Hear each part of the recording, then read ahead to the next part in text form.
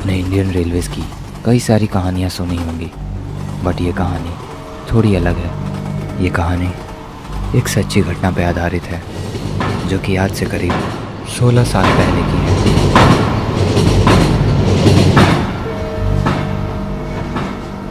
सार्थक Indian Railways की मालगाड़ी में एक सिक्योरिटी गार्ड का काम करता था। 8 घंटे ड्यूटी करने के बाद उसे और 6 घंटे की ड्यूटी मिली थी। थकान की वजह से कब उसे नींद आ गई उसे पता ही नहीं चला, और जब उसकी आंख खुली तो उसने देखा कि गाड़ी डिसबैलेंस हो रही है। ये देखने के लिए कि आखिर क्या प्रॉब्लम है, वो तुरंत वहाँ से बाहर निकला।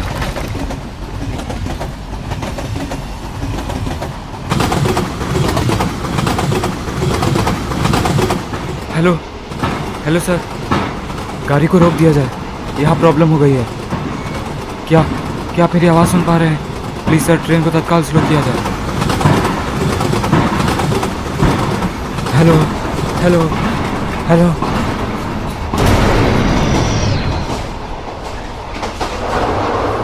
उसने बहुत कोशिश की कि वो ड्राइवर से कांटेक्ट कर पाए, मगर वॉकी टॉकी काम ही नहीं कर रहा था। वही हुआ जिस बात का सार्थक को डर था। उसका कंपार्टमेंट मालगाड़ी से डिटैच हो गया, और अब सार्थक को कुछ समझ नहीं आ रहा था कि वो क्या करे।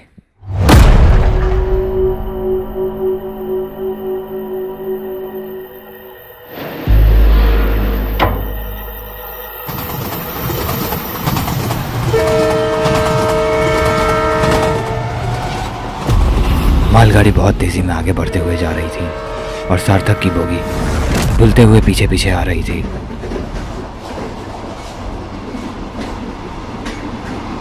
आगे ट्रैक पर एक डाइवर्जन आया। मालगाड़ी तो सीधे आगे चली गई, मगर सार्थक की बोगी वहीं डाइवर्ट हो गई और एक ऐसे रूट पर चली गई जिस पे अब कोई भी गाड़ी आती जाती नहीं थी।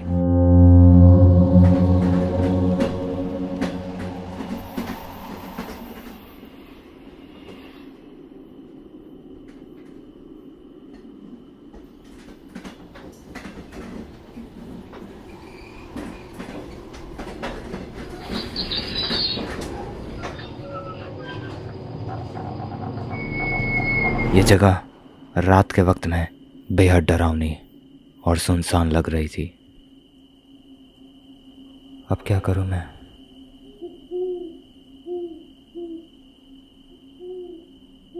पुलिस को फ़ोन करता हूं।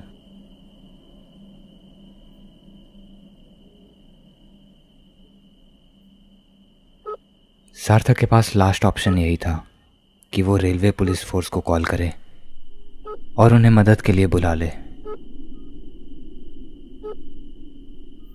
मगर उस एरिया में नेटवर्क था ही नहीं। अरे यार, सिग्नल भी तो नहीं है यहाँ पे।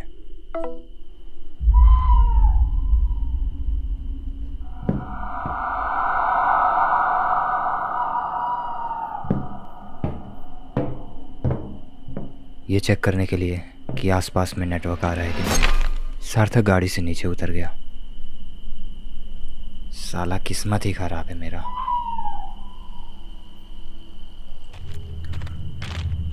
सार्थक इस जगह पे अब बुरी तरह से फंस चुका था। अगर उसका फ़ोन रेलवे पुलिस से कनेक्ट नहीं होता तो उसे यहीं रहना पड़ता। इस पूरे एरिया में एक भी नेटवर्क टावर नहीं था, इसलिए सार्थक अब किसी से भी मदद नहीं मांग सकता था।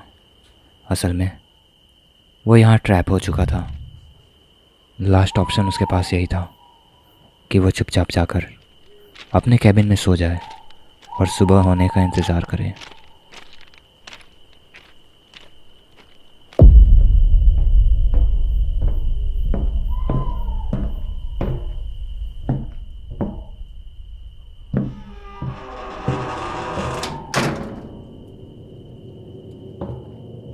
सार्थक निराश होकर वापस कैबिन में आ जाता है और चुपचाप जाकर सो जाता है।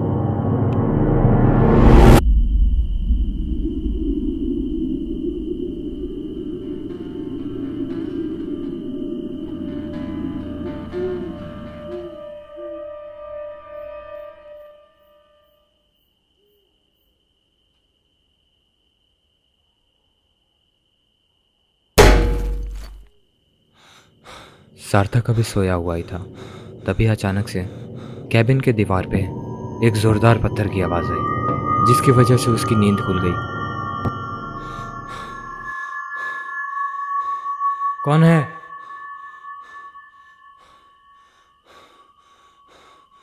ये चेक करने के लिए कि आखिर वो आवाज़ कहाँ से आई, सार्थक अपने कैबिन से बाहर जाने लगा।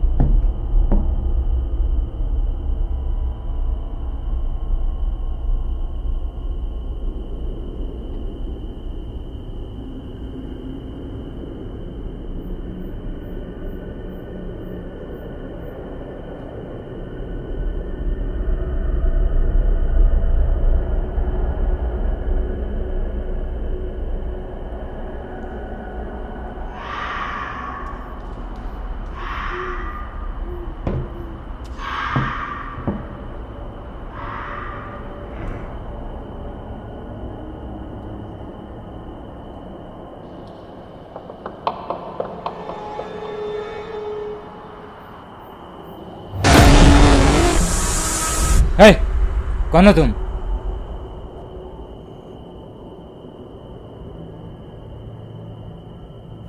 यहाँ आसपास में कोई गांव है क्या?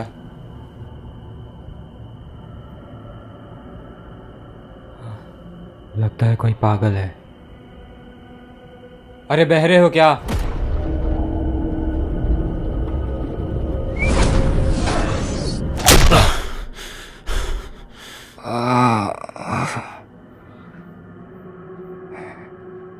पागल हो गया है क्या?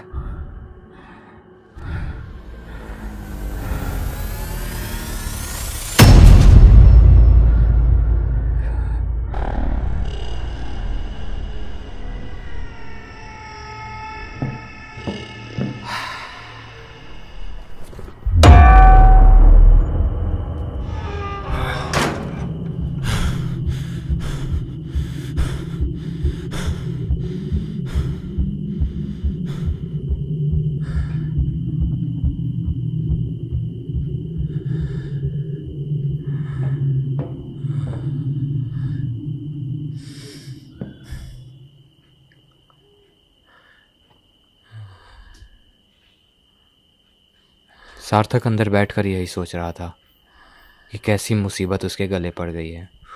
वो फिर से कॉल लगाने की कोशिश करता है, पर अभी भी नेटवर्क नहीं था। प्लीज़ कॉल लग जा।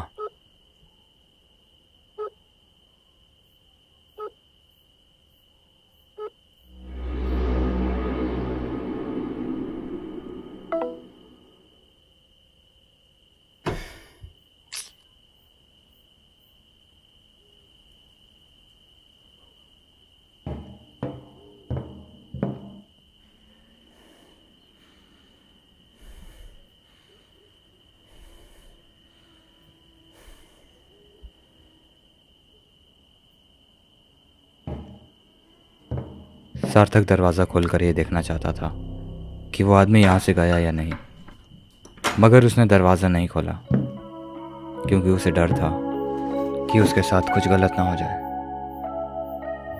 रात के 2 बज रहे थे। सार्थक अभी अपने कैबिन में सो रहा था।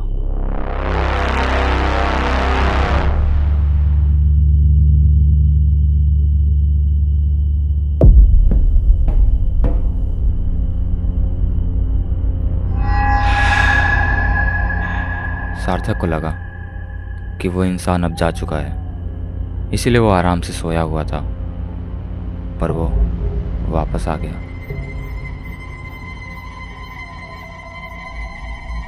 विंडो की तरफ से हाथ घुसाकर वो कैबिन का दरवाज़ा खोलना चाहता था, पर किस्मत अच्छी थी सार्थक की, जो उसका हाथ वहाँ तक नहीं पहुँच पाया।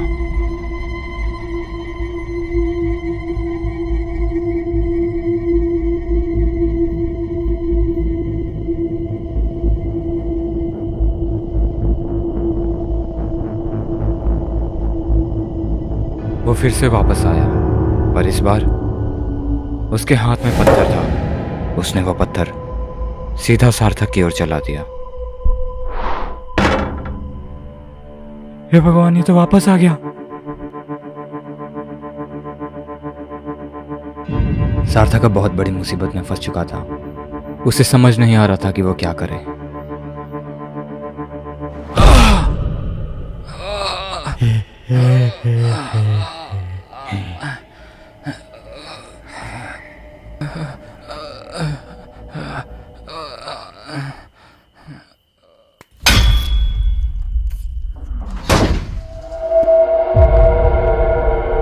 अपनी जान बचाने के लिए सार्थक ने उसे अपनी तरफ इतने जोर से खींचा कि उसका सर विंडो पर लगकर फट गया और वो वहीं बेहोश होकर गिर गया।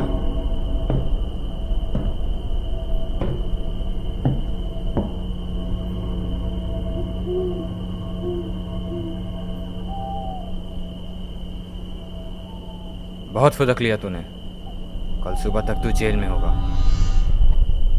सार्थक उसे रस्सियों से बांध देता है ताकि कल सुबह वो उसे पुलिस को सौंप सके। पर कौन जानता है कल सुबह तक सार्थक सही सलामत रहेगा या नहीं। आगे की कहानी पार्ट 2 में दिखाई जाएगी। तब तक के लिए आप अपने आप को सही सलामत रखिए और हमारे चैनल को सब्सक्राइब करिए। एक और बात दोस्तों, अगर आप हमारे चैनल का मेंबरशिप ज्वाइन करते हैं तो आप हमारे हर वीडियो को 1 हफ्ते पहले ही देख सकते हैं।